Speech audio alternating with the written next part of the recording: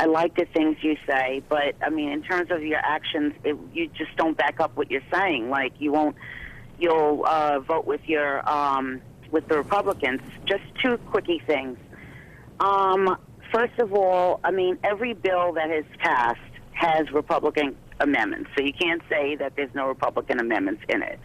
Then the second question is, have you ever voted for one bill since President Obama's been in?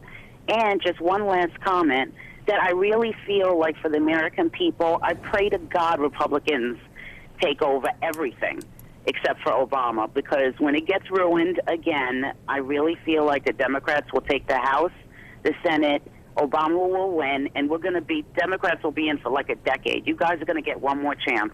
Senator? Oh, gosh, I don't know where to start. Yes, I voted for bills. I have a great relationship with the president. I talk to him often. I think if your prediction is accurate, then people shouldn't be voting for Republicans this year. Look, the partisanship in our country is really hurting us right now. And Washington it's about who gets into power. And I go back to the days after 9/11. One of the things that I saw that I hadn't seen since I was a young man, and I'm 62 years old, is that America really came together. It was really pretty neat. And what we need right now is leadership that's not partisan. But we also need to be loyal to what the Constitution says. And our Constitution, one of the reasons we have $13 trillion worth of debt, and that's going to triple in the next 10 years, is that we've abandoned what the Constitution says is the real role for the federal government. I'd much rather devolve a lot of this back to the states and let the states decide, where people have much more control, and really embrace the Article 1, Section 8 of the Constitution that gives the limited powers. And that's where some of the angst is coming today. Americans say the federal government's out of control, and by the way, the Constitution says you really shouldn't be doing this anyway. Let's change that to where we can have a better impact and have the government closer to the people.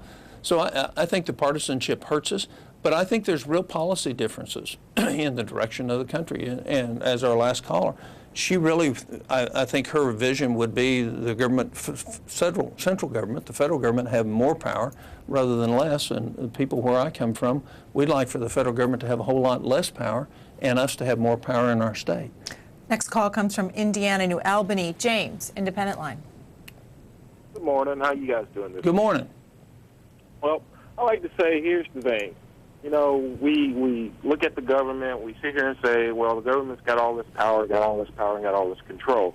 Well, it's quite obviously that the government doesn't have a lot of control over what the states do.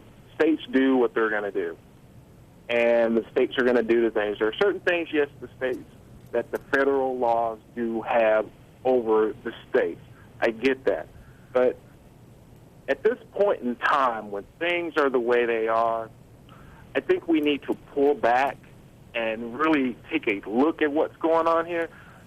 You know, I understand you talk about the money and we need to pay for things, and I'm not going to bring up the past because we could sit here and talk about what's happened over the last 10 to 12 years with the money.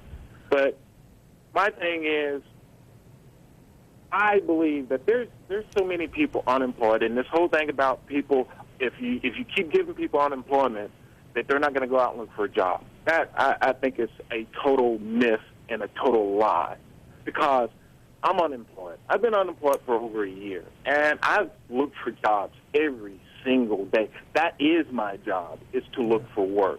And for every job here in Indiana, for every person who's looking for a job, there are 15 people for one job that people are looking for. Okay, James, the senator has said that he and other Republicans are not opposed to extending unemployment benefits, but that they want it paid for by cutting other programs. What are some of the other programs that you have put on the chopping block to help pay for this? Well, I think there's a lot of programs that we can list. I actually turned into the Deficit Commission over 150 recommendations. There's $200 billion that we could save tomorrow by going through things like not printing every day a congressional record where 99% of it's online, printing a small amount. If you did that, that's $4.5 billion over 10 years. Just just stupid things like that. If in fact we would truly limit travel of the federal government to that's necessary, where you could use video conferencing, we could save another $17 billion over the next 10 years. If we eliminated the waste in the Justice Department, just the pure waste that we've outlined, it'd be $1.5 billion a year just in that one department. We just looked at that, and that's just a cursory review. If you look at the waste in terms of lost time across the federal government, that's about $10 billion a year in efficiency that you could gain. Remember, these discretionary programs have grown significantly. I'll go back. The size of the federal government is twice what it was 11 years ago. And to say we can't go in and get 5%, the president has asked all the agencies, he wants you to find out how to run 5% less and still accomplish your job. That's a wonderful goal. It's easy to do. It's not hard to do because we're twice what we were 11 years ago. Every other organization, including families in this country, have been doing that except the federal government. Here's the Associated Press this morning in the Philadelphia Inquirer. GOP senators say cut billions. The Republicans in the Senate are backing a plan to shave another $20 billion from President Obama's budget for the coming fiscal year. The cuts amount to about a 2% trim from the $1.13 trillion Obama requested for agency budgets funded annually. Remember, by that's Congress. $200 billion higher than what it was 3 years ago. So you were still going to be $200 billion higher than what we were 3 years ago on discretionary programs. And they're saying cut 10% of that, or less than 7% of that increase from 3 years ago. I'll bet most American families would love to have that kind of increase from 3 years ago in their personal income. In this article, they note, though, this is coming from appropriators, Senate Republican appropriators, who in the past it's about time have not wanted to cut any programs, even Republicans, because that's the problem in Congress. Is there's really three parties in Congress. There's Republicans, there's Democrats, and there's appropriators. And we understand you have to be appropriate, but appropriators like to spend. And they like to earmark, and they like to direct the money because it incurs power to them as they control the money. And what we ought to be doing is, we ought to be making every tough choice we can right now so we can pay for unemployment and not charge it. The moral thing, it is a moral question, and Americans need to, do we really want to live off the backs of the future of our kids? Let's try to get a couple more phone calls in here. Tampa, Florida. Mary, Republican line. Good morning. Hi, Senator. Good morning. I watch you all the time on C-SPAN. I try my best to respect the offices of the politicians. I lost my job in May of 2008. In Florida right now, there's over 1,200,000 people unemployed. Now, there's not 1 million jobs coming up here in the state of Florida. There's two things that are really holding me back, and I've called and tried to get these straightened out with my senators. Number one, I have a bad credit report now because my home is in foreclosure. I was offered a job in May. I was denied it then because my credit report was bad. Number two, Hurricane Katrina has affected my chances of getting a job because the big box retail stores down here, they select Hurricane Katrina victims in Tampa, Florida, over me, who I've supported them for the last 25 years as a local resident. Now, I can also give you some ideas how to cut trillions from the government. Let's just take, for example, Colonel Hussein that killed all those sergeants or the Army officers down in Fort Hood. He was making $100,000 a year. He was seeing one patient a week. Shouldn't we bring some consultants in and let them take a look at how much waste is going on? Number two, I can tell you how to really cut government. Why do we need 50 states in the United States? Why can't we cut it down and have like 6 big super states and really cut the cost of government? Senator? I think that she is, like many Americans, has seen a lot of the waste. I'd be real uncomfortable with decreasing the number of states. I think the problem is today is we have way too much federal power and not enough states' rights power. But you heard the frustration in her voice, and it's real, and it's all across America. Is they see inaction or wrong action in Washington, And I can just tell you, we're not the answer the way we're configured now to solve the problems, because we have too many, I would say we have too many people whose whole career is about politics and not about real world experience in the country. And it's not odd that sometimes we make poor decisions, and the reason the poor decision is made, there's no frame of reference of real life experience or real life common sense that gets applied to those decisions. I just tell you the financial regulation bill, I think it's goofy in terms of really attacking the real problems that are out there. The Volcker rule wasn't applied. I mean, we saw all these banks that were betting against their own customers. You know, how do we let that happen? That's going to continue to happen. They're your customer, you're investing in them, and then you're going to bet against them. So you're betting against your customer even though you're winking and nod that, oh yeah, we're with you. Paul, on the Democratic line in Chicago, you're on the air. Thank you. Good morning, Senator. Good morning. I'm just calling. I just wanted to say that I do respect your position. I just don't know if you're picking your battles right here. You know, you have your fellow Americans who are in some bad shape. A lot of them are unemployed. I have some friends who are unemployed, looking for jobs. There's just not enough jobs to go around. If there were enough jobs, nobody would be complaining. But then again, you know, we'd have, you know, some other problems probably going on. I just think when you say that, you don't have a problem extending unemployed benefits. The problem that you guys are having is, you know, with how it's being done, we're going to be shifting the debt to our children or grandchildren. You know, and I suppose that you're thinking responsibly, but you said that this is the status quo, this is how things have been done for so long, and you want to make a stand. Why make a stand now? I don't understand that. Let me interrupt you. I've been accused of tilting at windmills ever since I've been a U.S. Senator. This is not anything new with me.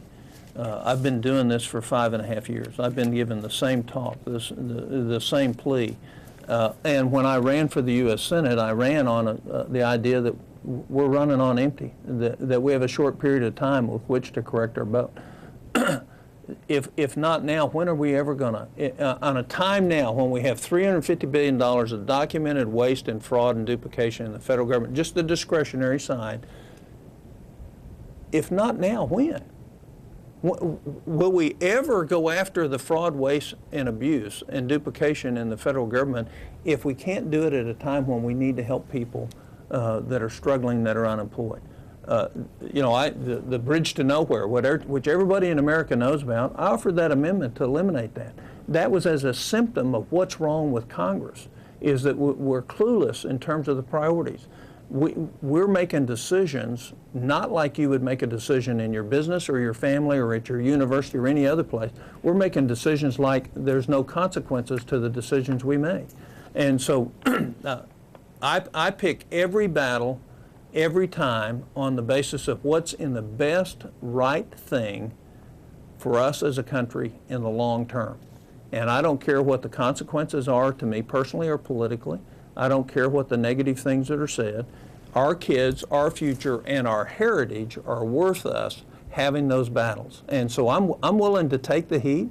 I have all the editorials written against me all the time. The fact is our kids, and if in fact we're going to beat history on what the history is on republics, they all go under based on fiscal problems.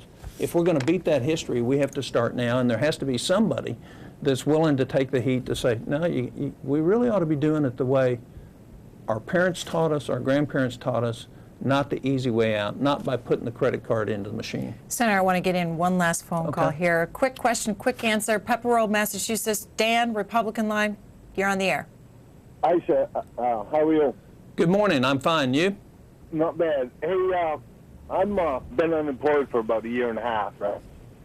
And today I was watching the news on channel Fox 25, and they had this governor, Sal DeMacy, on there, and they're paying him $5,000 a month, and this man has done incredible harm to the state that he's from. And why, if they want to cut money, why don't they stop paying this man? And I'm sure there is other people out there that is like him, that's doing the same thing that the taxpayers of the United States. Okay, Dan, we're running out of time. So, Senator? I didn't hear the gentleman's name that they were paying. I didn't hear it either, sorry. Look, there's hundreds of thousands of examples. I mean, the stimulus bill spent $70 million on a tunnel that is an absolute waste in Pittsburgh. I mean, you know, there's $70 million. Even the governor of Pennsylvania said it's a waste. So, I mean, you know, how do we get this out of control? That $70 million here, $100 million here.